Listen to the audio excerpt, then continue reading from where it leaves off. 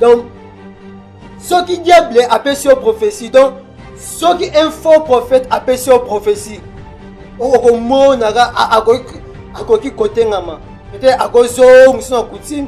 Donc, à zone, ils sont naïlo comme oyo, les a en dehors, il y a parole en Zambie. Mais ceux qui prophètent en Zambie appellent sur prophétie. Il faut appeler sur orientation.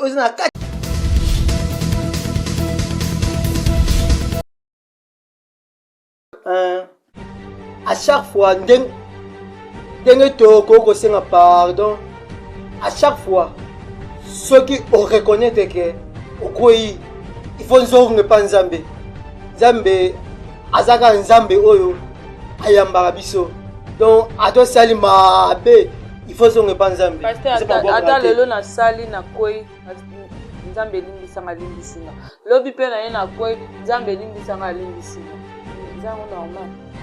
Le péché, il fait à la erreur. Péché, basa la ngona konte. Et osumuka na konzambe alimbisa yo. Parce que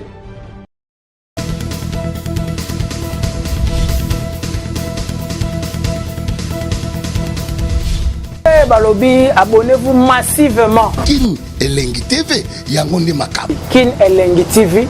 Yannick Wenge, Yonde Makam. Émission Femme Sage présentée par la servante de l'Éternel Pierrette Yoka sur notre chaîne Kin Elengi TV. Le moment où on sengo ya koyambela bino mosala na Nzambe toma tokosola na marabu o la mususu toyebaka te mosala na Nzambe asoso no vraiment tokosola sur le pardon et comment ndenge nini bana na surtout na Congo bana bazokoma ba fazer cause nini ezosala ke bana ebele na Congo bakoma ba fazer na yambe bino lelo ntoma ngana vraiment tokosola ya mingi ya kolimbola biso vraiment toyeba ndenge nini pardon eza nini mutoko ndeni mutu akoki kosenga pardon pe pardon fait nango ezalaka na nini tosola vraiment na yambe bino toma bonjour Thomas. Bonjour la servante de Dieu Maman Pierrette. Mbala liboso te oleka awa pour se présenter ba o pe ba yebi no te ba yeba yo. J'ai répondu au nom de Thomas Pacifique. Suis les serviteurs dans l'église Alliance de l'Éternel. Suis les fils d'Alliance. Ok. Thomas leo na nesengo yamba yo. Toza mo makambo mingi o dérange biso to yeba te biso bana Nzambe. Pardon, c'est quoi le pardon? Bon, selon la définition, le pardon c'est une puissance qui libère. Alors, quand on te dit que le pardon, c'est une puissance qui libère, donc, pour oser libérer, il faut senga pardon, c'est le mot du campo. Alors, celui qui va être libéré, exemple, toyo, a sengi pardon, exemple, toyo, a limbisi. Les plus grandes prisons, ce n'est pas les City prisons, il y a Afrique du Sud. Les plus grandes prisons, ce n'est pas les prisons de Makala, prison Congo, mais les plus grandes prisons, exemple, à Boyi, au Limbisa, Muninga. C'est pour cela, la Bible, il est en train de dire dans les livres de Matthieu, si nous pardonnons les hommes leurs offenses, notre Père aussi qui est au ciel, il va nous pardonner. Donc, laissez là, c'est une condition signe qu'on c'est-à-dire ceux qui ont pardonner, Mouninga Nayo, péché au asalio, Nzame Père Nicolo, à pardonner. Donc, le pardon, c'est la vérité des grands, mais la haine, c'est pour les hommes bas. Il y a un autre mona, Jésus-Christ sur la croix, il avait dit, Père, pardonne-les, il ne sait pas ce qu'il fait. Donc, parce que Jésus-Christ accompagnait que, pardon, c'est une puissance qui libère. Donc, Jésus-Christ, quand il avait dit cela, il cherchait aussi la puissance de la résurrection pour rester trois jours nakata tombo. Donc Jésus Christ avant kende aboyaki kokanga bana mitema yango vraiment asengelaki bato pardon. Siko Thomas soki nayibi muninga eza important kana kende pa na elimbisa ngo bien ko fana ngape na chambre bi Nzambe elimbisa ngai do wana eza pe normal na kosala ngo. Donc ezaka pardon pa Nzambe okoposenga pe muninga pe pardon soki osali mabe. Makambo supe la mamba olimbisa te to maneti nde na abwe muninga ya botolinga mobali tala kadi kama mobali sikona ke no limbisa ata na Nzambe pa ko mona ngote na ko limbisa ete neti par exemple ana bana mobali muninga ye ko bande to ba coup d'état siko ana souffrir après aye bisinga limbisa nga pe na zuna limbisi yango Bible oloba na Matthieu si nous pardonnons des hommes leurs offenses, notre Père aussi qui est au ciel, il va nous pardonner. Dans les là que je viens de dire à tout à l'heure, c'est une condition signe qu'on donc c'est-à-dire yo so pardonner moninga note Nzambe pe la paix ako pardonner. Mosala Nzambe comment mutu vraiment akosenga Nzambe pardon pe Nzambe alimbi c'est pour na kosala nga mabe na lo mana finga ki Nzambe limbisa eza façon akosenga Nzambe pardon bien façon musumu ta kosenga Nzambe pardon pe Nzambe ayokeli. Oui, okoki kosenga Nzambe pardon Nzambe ayekolo vraiment soki omikotisi parce que la Bible il est en train de dire dans le livre des Proverbes, chapitre 18, verset 13, que celui qui casse ses péchés ne progresse point, mais ceux qui avouent et de laisser obtient les miséricordes. Donc, ceux qui vraiment, au mikoti vraiment, au lele pa Nzambe, Nzambe aza, Nzambe amawa, donc, akolimbisa yo. Oui. Parce que la Bible, il est en train de dire encore, Isaïe Azoloba, dans le livre d'Isaïe 49 et 59, verset 1er, que la main de l'Éternel n'est pas coûte pour nous sauver.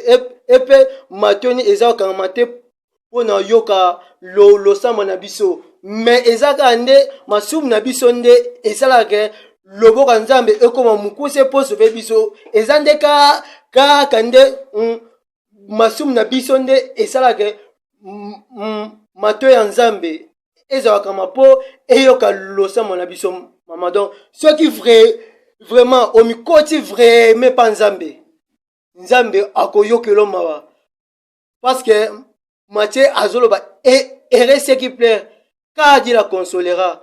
Donc Nzambe alimbisaka donc Nzambe akolimbisa yo ceux qui vraiment reconnaître ma soumnayo parce que la Bible dit que si nous disons donc si nous confessons nos péchés notre Dieu il est juste et fidèle pour nous pardonner. Oui yango ozo mona moyibi na kwale a reconnaître ma soumnaye Jésus a yébissé que tu seras avec mon paradis. Ainsi Jésus-Christ, quand tu seras au paradis, souviens-toi de moi. Jésus-Christ de Nazareth, aujourd'hui même, tu seras vers mon paradis. Parce que à reconnaître qui m'a soumnaye. Donc, ils ont reconnaître maman. Musa na ndambe siko mutu oya yibi na mutu oya bomi biso sto senga pardon ndenge moko be mutu ayibi akoya afuka mi maleli na mutu ayibi akoya na eka Nzambe limbisa biso sto ko senga pardon ndenge mo te mama lisumu mkezala te nyonso eza lisumu bokosenga kaka pardon ndenge mo mama. Okay. Merci na pasteur bino moko boyoki soki osumuki yaka luka kota na chambre luka elongi ya Nzambe lela epa Nzambe akolimbisa yo mosa na Nzambe siko tokota no mwa mozindo mpona likambo etali ba prophétie eleki na monde oyo ese prophétie eleki na ya lokuta na ya vrai tozoyeba te. Comment fait que nous avons distingué prophétie eza ya vrai ou eza ya lokuta?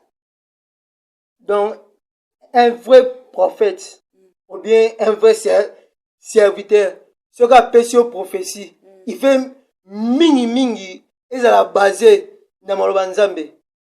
Donc, ce qui diable appelle sur prophétie, donc, ce qui un faux prophète appelle sur prophétie.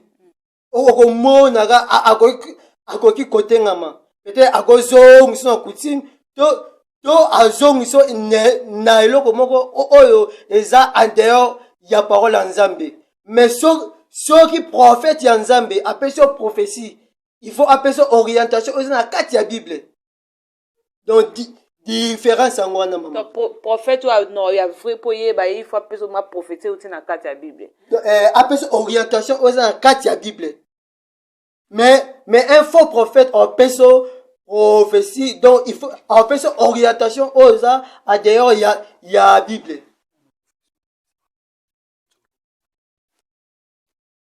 Yes maman. Parce que prophétie ezaka bakata na njoloko basa soki li basukola soki na mai wana eza prophétie te. Tomona mpe Yesu Kristo azwaki mabele atie aveugle na miso ya biso ekende kosukola elongi te wana ezalaki nzoloko te parce que Jésus mpe eloko wana asalaka kaka mbala moko. Donc akutana na Bartimée azalaki na aveugle atuni Jésus, ainsi Jésus-Christ, fils de David, aie pitié de moi. Jésus-Christ atuni yo mo atime na sala noni. Bartimée ainsi Jésus-Christ na lingi na mona. Jésus kaka azwi asimbie na misu amoni akutani susu na aveugle banda botama amonaka te badidispa Jésus-Christ batuni Jésus-Christ ndenge aveugle o aza aveugle eza lisumu ne to lisumu mon parent. Donc Jésus-Christ a répondu badisple que non, c'est pour la gloire de Dieu. Jésus-Christ a vu ma bénédiction à sangisi et comme bout comme potopoto atie na misu après atine na siloé. Donc deux choses différentes. Donc un vrai serviteur akrama kakenelo komokote parce que ceux qui akami kakenelo komoko wana ikoma idolâtrie. Donc yango et ça la différence. Jésus-Christ akrama kakenelo komokote. Donc somoni Moussa Nzambe azo kata banzoloko. Non, c'est pas un serviteur de l'Éternel. Moussa Nzambe a solo ba kena maluba.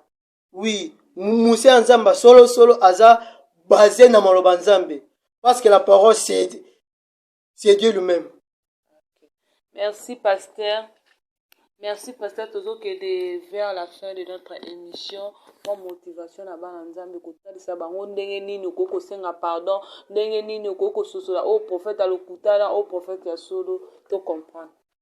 Donc à chaque fois ndenge to okoko senga pardon, à chaque fois ceux qui reconnaissent que okoyi il faut nzonge pa Nzambe azaka Nzambe oyo ayambaka biso. Donc ato sali mabe il faut zonge pa Nzambe. Pasteur ata lelo na sali na koi Nzambe limbisanga limbisinga. Lobi pe na ye na koi Nzambe limbisanga limbisinga. Zango normal. Te péché il fait la erreur. Péché basala ngona konte. Kenza ke osumuka na konzambe alimbisa yo parce que Bible zoloba que celui qui cache ses péchés ne progresse point. Mais celui qui avoue et de laisser obtient les miséricordes. Donc, mutu oyo asali lisumu pe asengi bolimbisi. Donc, Nzambe pe atiki Nzambe agolimbisa. Donc, ceux qui ozongi kaka lisumu wana ezo kola osanzi ozo subisanza no ozongi ozo namdoko. C'est ça maman. Donc, prophétie, pour différencier prophétie, il y a bien un professeur le kuta, un vrai prophète, il fait à baser dans maloba ya Nzambe. Ceux qui appellent ça prophétie, orientation, il fait dans la parole. Mais un faux prophète, ceux qui appellent ça prophétie, agoko yebi so ke okata ba nzoloko. Or, nzoloko eza derrière et dehors na maloba ya Nzambe.